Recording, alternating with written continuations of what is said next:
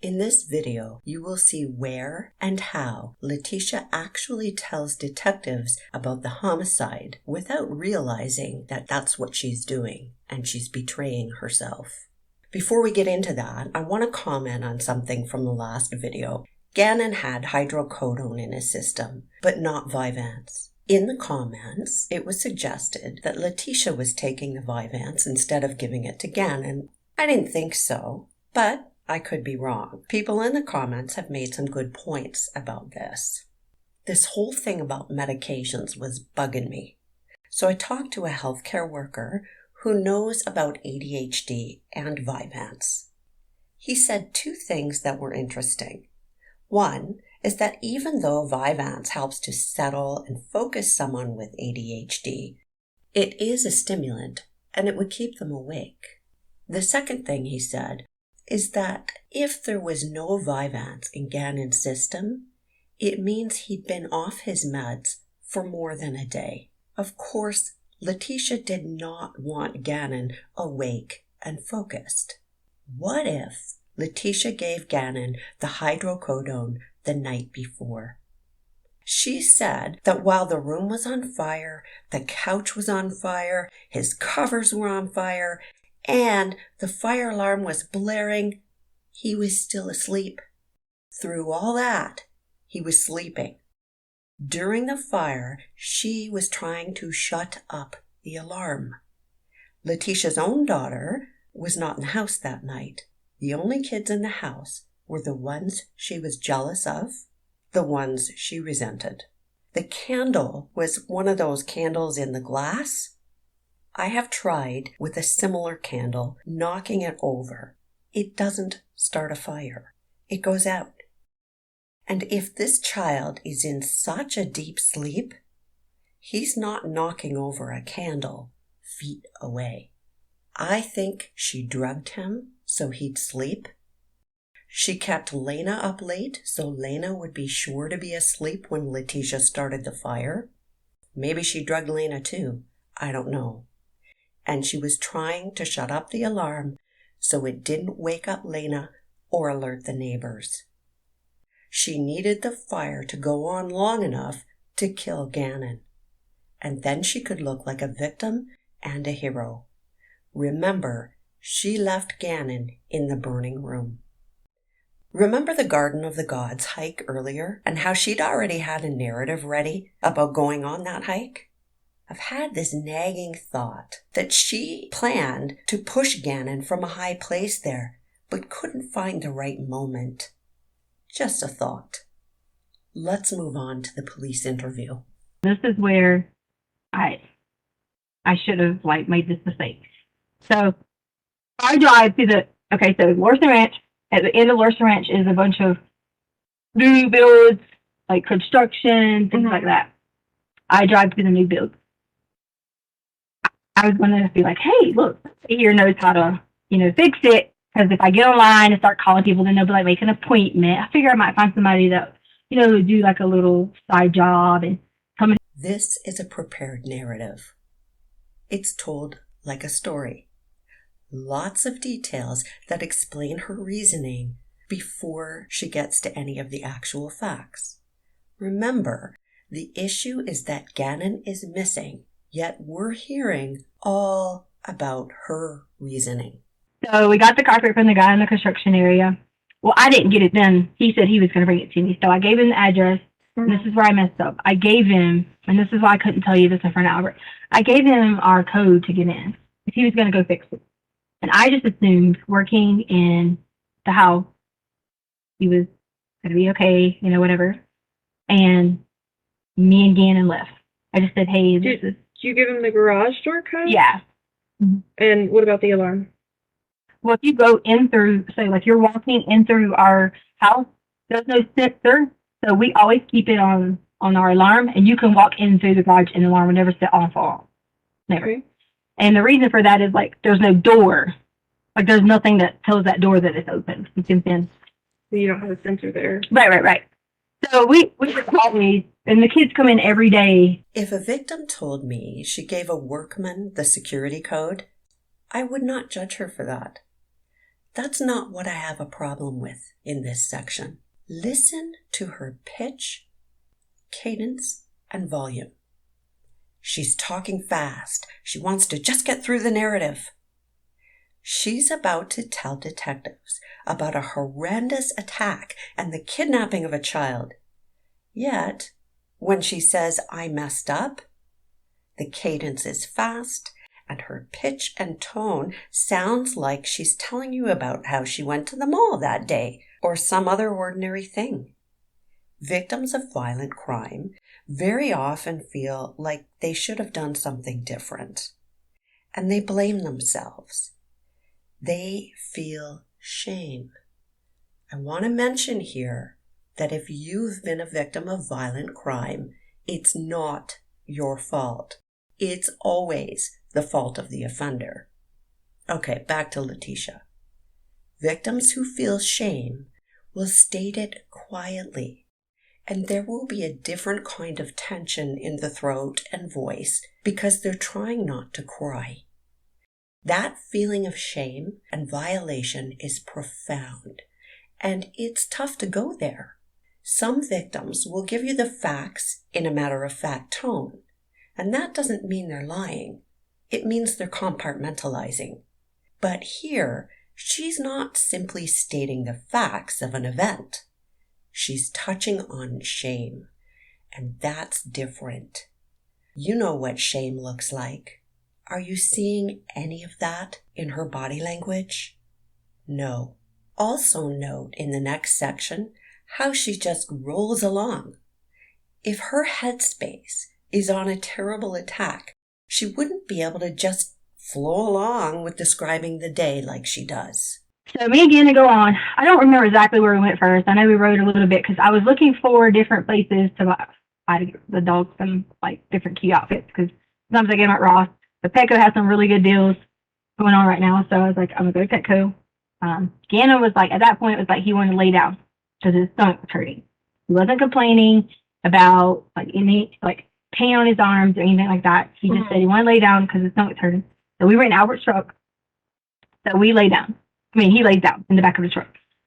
So he's just laying down, whatever. I went to Petco. I can't remember if I went in the store beside Petco. I know we went some places around town, just different locations. What places did you go to? I know I went to Petco. I know I went to a gas station to get gas. Which Petco did you go to? The one at, is it Nevada and something? Okay. I don't really remember. Like that it's nice. shopping It's center? a nice area. That's the area I basically was in for. I wasn't gone that long for most of the time frame. That was the area that I was in.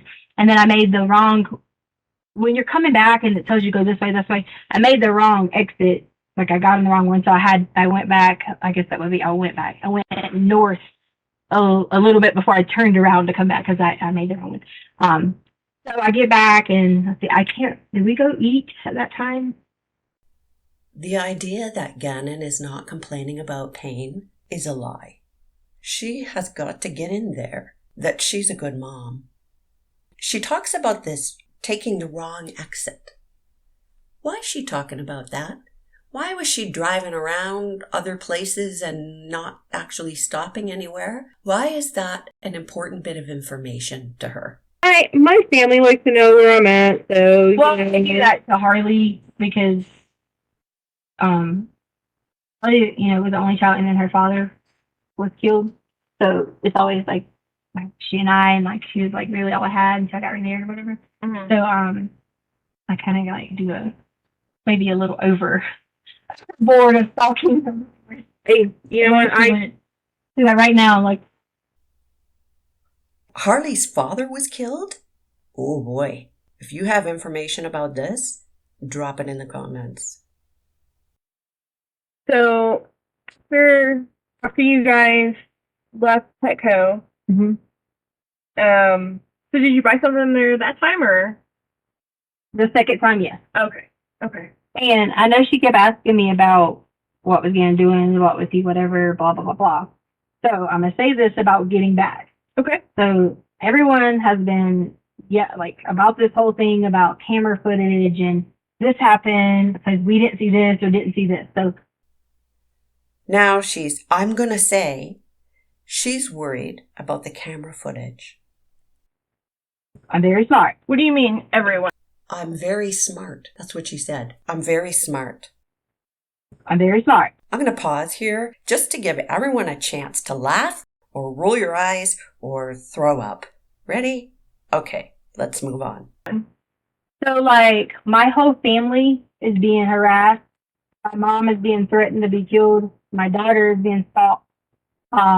I thought it took me a while to get here because I had to put some safety measures in for her own well-being. Okay. And my family from back home is being threatened. People are saying they're sending people after them. Okay. All those things. So, you know, there's always a world of people making situations and saying, let's be a good person, but then threaten someone else. Okay. And so being aware of that's what was going on. So in between all that and all these people were sending me like messages that people were saying and blah, blah, blah. I didn't respond to any of them. During all that, there was something along the lines of someone checked neighbors 2 doors down or something, camera footage, and never saw anyone do this or that. Like, I don't know, like specifics. But my point behind telling you that is, if this is what you guys, and I'm not saying this is what you're basing stuff on, if this is what you're basing stuff on, is like in the same day and age, timeline, security, things like that, you will see. This business about the threats has already been proven to be a lie. Look at her arms here. She's waving her hands like that, like she's erasing. Like she wants to erase what's in the detective's mind. Here's where she's really telling on herself. And then I knew Lane would be coming there. I knew Harley would be getting off work. Yada, yada, yada. So that was... She knew Lena and Harley would be back. She's telegraphing that she knew, so she had to hurry up and kill him. The whole thing. So going on from there, Gannon goes inside, I think first. I don't want to misquote myself, but I'm pretty sure he ran in first. And I had the bag for Petco and all that stuff in my hand. Now, I don't... Which store did you guys use? We always go in through the garage if we... Typically, if we like park, like on the front part of the yard or things like that. Sure. So we go in through the garage. Okay. He goes in through the garage. I go in. I'm getting ready to put up the things, stuff like that. And this is where it got. I made a mistake. This is it. Okay. So as we got inside, I heard something, but I didn't think anything about it because I thought, you know, maybe Gannon was like doing something. Maybe we were like doing whatever. Mm-hmm. And the guy was in there. And I gave him the code. The guy from the... Yeah, it's all my fault. I gave him a code to fix the carpet. She talks about that she made a mistake, all my fault, fake tears, but her body language says different. There is no shame. And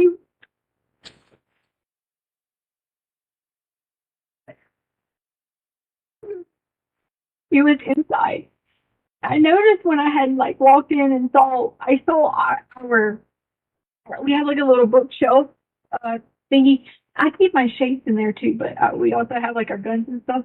I saw it was open, but in my mind I thought maybe I left my shades or whatever.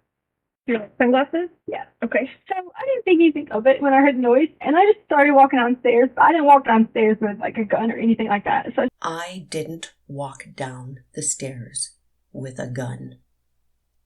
Ah, she's telling us here that she did. I didn't walk downstairs with like a gun or anything like that. So I started walking downstairs, and then when I walked downstairs, I hear something again. Well, at that point in time, Gannon was on the sofa, and I saw him, and I heard something again, and I walked on around to where the... Note again how quickly she recovers. So Gannon's room is here, okay, and there's a storage closet here. Okay. And I heard something, and so I walked to the storage closet to open the storage closet. And when I do, it's him. And he was standing in there, and he had on gloves. In the storage closet? Yes. Okay. He had one of those. Okay. Okay. And then he just knocked me down and like towards Gannon's room. And he was hitting on me, and it was like hard, like on the ground. Okay. He was trying to rape me, and He was there, and he was hitting on me. What's missing here? He was just there. And how did he get from where he was to actually hitting her? Did he run at her? How did he get to the point where they were physically struggling? Was he just standing there, crouched? What? Did he have anything in his hands? The detective is not missing these questions. You let the person talk and then go back and fill in the blanks. Asking questions now will shut down the person being interviewed, even if the person is telling the truth. Someone telling the truth will be able to answer the questions and will be able to recount elements of the story out of order. In this case, you'll see Letecia get out of answering those questions. Also note Letecia's hands. She is pleading to be believed. told her. I said I have to tell you about it. Okay. And from there on was in a blur, because I was trying so hard, because Gannon had a table in his room, and I went back and hit my head on it, with him. Gannon runs inside the room, Mm-hmm. and tries to be helpful, do something, whatever. And from there, it was kind of like a blur. How and when did she hit her head? How did they get from the storage area to Gannon's room? The guy was there, then was hitting her, then they're in Gannon's room, then he hits her head. The hitting the head is her fabricated excuse for why she won't be able to give the details of her fabricated story. Everything else that was going on, because I was just crying, I was freaking out, and I swear to God, I don't know what. I really don't know. I don't. She says everything was a blur. She was crying and freaking out. What does freaking out mean to her?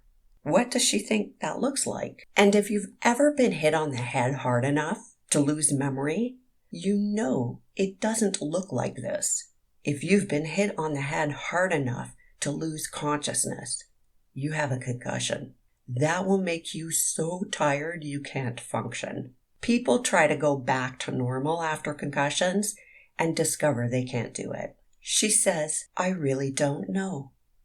In her twisted way, because everything with her is twisted, she's telling the truth. That she doesn't know what happened during the attack because there was no attack. This is disgusting and maddening. I've worked with victims, and one of the hardest things for them is disclosing what happened to them. There are lots of reasons for that, and lots of reasons why they never disclose at all. One of those reasons is fear that they won't be believed. And the system and society makes it worse by confirming those fears. So when Letecia Stauch sits there and lies about this, she is harming every victim of this kind of crime. Because Gannon had a table in his room, and I went back and hit my head on it, with him. Gannon runs inside the room, Mm-hmm. and tries to be helpful, do something, whatever. And Gannon runs into the room.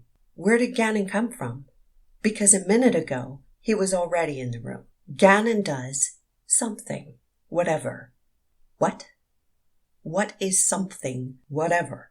from there, it was kind of like a blur. Everything else that was going on, because I was just crying, I was freaking out.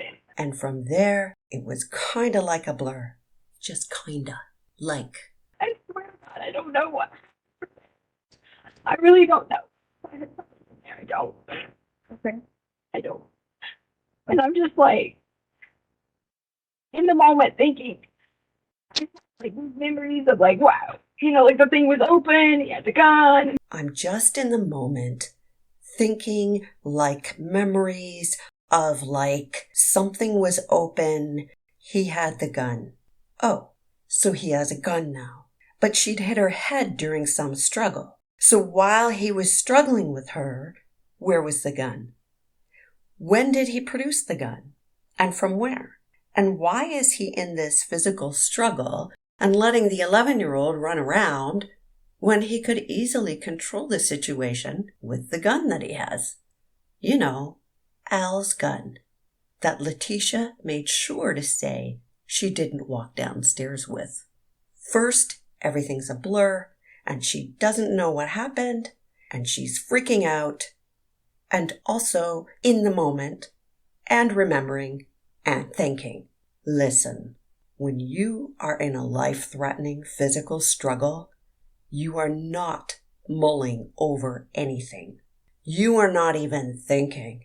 You're in total fight or flight. The brain is operating completely differently. I didn't remember what happened there, and so I kind of like blacked out just a little bit. I kinda like blacked out just a little bit. Oh, man. And so all these things are going through my mind as I'm blacked out. So all these things are going through my mind as I'm blacked out. I don't know if like, I know he was like, when Gannon was like trying to get on him, I know he was like moving Gannon and, you know, like, and it was just all like, so like a cycle to me. And so I'm like out of it for a little bit, just for a little bit. And then. Did you hear that change in pitch and the amazing emotional recovery? From when the time I woke up, I say woke up, but like I kind of blacked out a little bit. And I immediately like freaked out. I was like, I couldn't find Gannon. It was like the guy was still in the house. Lena was on the way. I didn't know where Gannon was at because I was calling for Gannon. I thought he was hiding. Like She woke up from being blacked out a little bit. What was the assailant doing? Did he stand there waiting for her to come to? I immediately freaked out. There's that tactic of freaked out again. And she couldn't find Gannon. What? So she went looking for him? And the assailant says, okay, I'll wait. And Lena was on her way home. We can laugh at her story, but she is telling us that she was killing Gannon. This is when she did it. I didn't go downstairs with the gun. Thoughts and memories while she's blacked out. Blacked out a little bit. She is telling us about the homicide. We'll see what happens with the trial, but I won't be surprised if the defense uses this. They might try to say that blacked out a little bit and thinking while being blacked out is evidence of the presence of another personality taking over and Letecia being in the background. They might say the construction of this attack is a way for her to explain to herself what happened so she can mentally deal with the situation. Let me point out a couple of things about this potential defense. First, in her story, Gannon and the man are two different people, and they are present at the same time. If she, or an alternate personality, was mistaking Gannon for the man or vice versa, then they both couldn't be in the room at once. Also, look at the pre-offense behavior. Letecia did not give Gannon his Vyvanse, but she did give him hydrocodone, either that day or the night before. Letecia planned in advance to keep Gannon home. She may have tried twice already to kill him the day before. Also note, the fact she keeps saying Lena is going to be home soon, she knows her window of opportunity is closing. And I'm not even going to go into the post-defense behavior. That's already obvious to everyone. Legit thought he was hiding in like maybe the other closet that was on the other side, the other, you know, whatever. I thought he was hiding. Like I was so scared. So I run up the stairs because I hear, you know, I know it's like almost time for Lena, and I hear that the Ring app had like an alert for someone at the front door, but it could have been just like Amazon or something driving by because there was nobody at the front door. She heard the Ring doorbell. I think she's telling the truth about part of this. I think she was so scared. And the reason she was so scared is because she thought someone was at the door and she was about to get caught. That's what we're hearing about here. And this is why she had to clean the carpet on the stairs. In the middle of the homicide, she ran up those stairs, leaving Gannon dying in his room. And she would have had blood on her and would realize she had to clean those stairs in case she got blood on them. Finding no one at the door, she runs back down the stairs to finish killing Gannon. And then I run back downstairs because in my mind I was like thinking, where's Gannon? And I didn't want to leave and like run outside and scream and, go crazy because I did not know where he was at the time. She realizes it doesn't make sense. Why, after escaping the assailant, she wouldn't go for help. She knows she has to explain it. So she inserts an explanation here. Her body language says, please believe me. Because in my mind, I was like thinking, where's Gannon? And I didn't want to leave and like run outside and scream and, go crazy because I did not know where he was at the time. And everybody says to me, Everybody said to me, what? Who is everybody? The defense might say here that everybody is her alternate personalities. I'm saying that she imagined in her mind what people might think of her explanation, and she needs to cover for it. But she has slipped again. She realizes she has slipped and quickly tries to cover that up, but slips up yet again. Here it is. Because I told Albert and them about it. And I told Albert and them. Oh? Who's that? Remember, the whole reason she's there is because she didn't tell anybody, and she was afraid to tell Albert. She'll continue on, and once again toss in a remark about Albert to try and paint him as an angry, terrible guy. And everybody says to me, because I told Albert and them about it. And they're like, why didn't you, run and go get help? And They are like, why didn't you run and go get help? They. If there was a they who knew this story, why has no one told the police? And if the defense tries to say they are alternates, remember the pre-offense and post-offense behaviors. Even if there are alternate personalities, they all participated. All of the personalities should go to jail.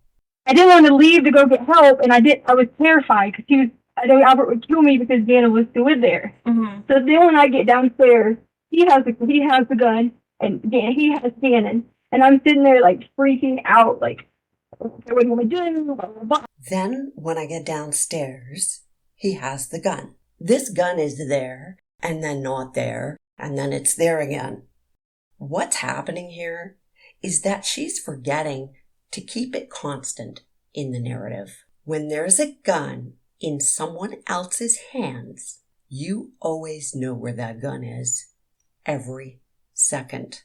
I've been at calls where witnesses can't give a description of the perpetrator because as soon as they see a gun, they can't take their eyes off of it. The gun was in Letecia's control.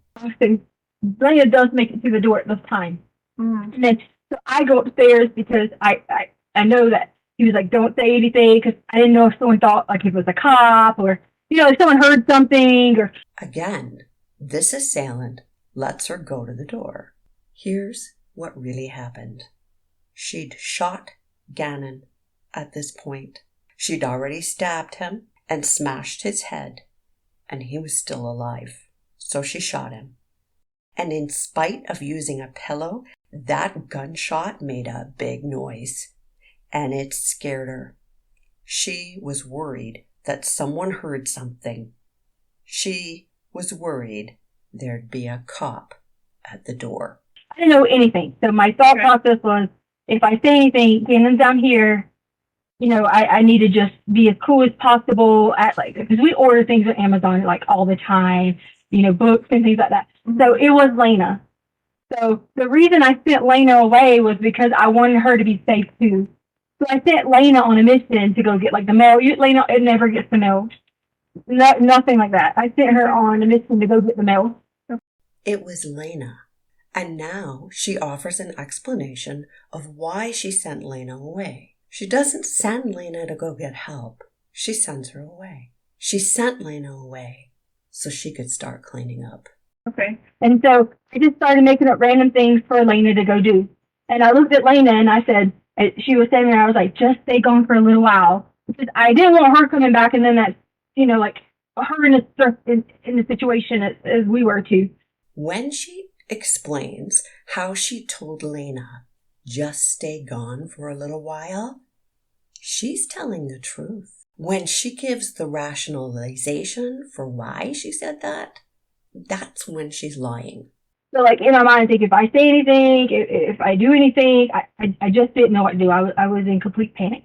So I go back downstairs again and I'm like pleading and like talking and like all these things going on.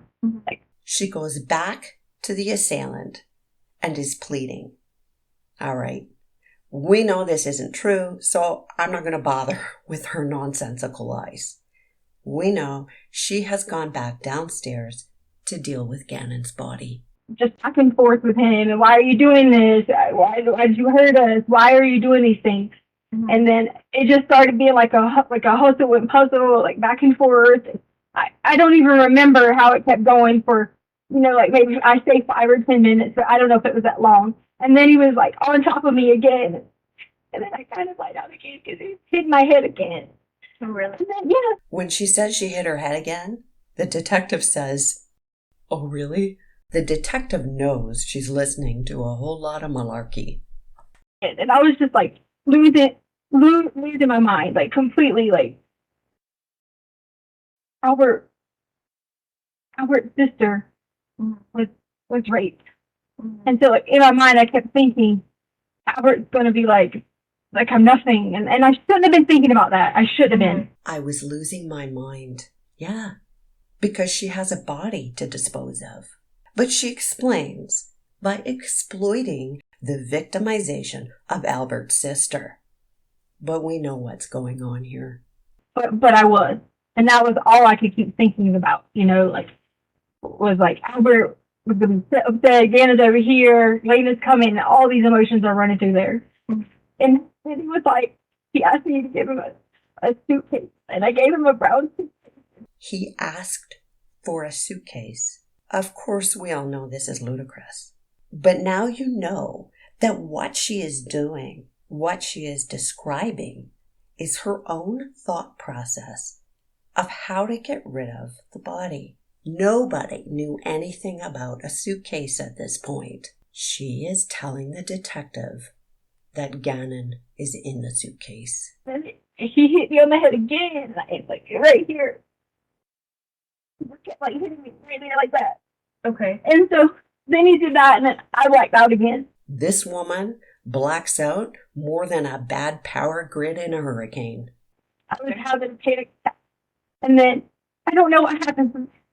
I really don't. I don't know. I just know that I did lie. I did. When they came, I did say, get a lift, whatever. You know that. Mm-hmm. But he never did. He never left to go play. I just didn't know what to do, and I panicked at the moment. And I didn't want Albert to be like trying to hurt us. We kind of get a lot of fights. Oh, yeah. When she talks about how she lied, how she said Gannon left, this is what she says. But he never did. He never left. This is her admission. But he never did. He never left. He never did. He never left. Here is the truth. Gannon never left. I think that's a good place to leave this video.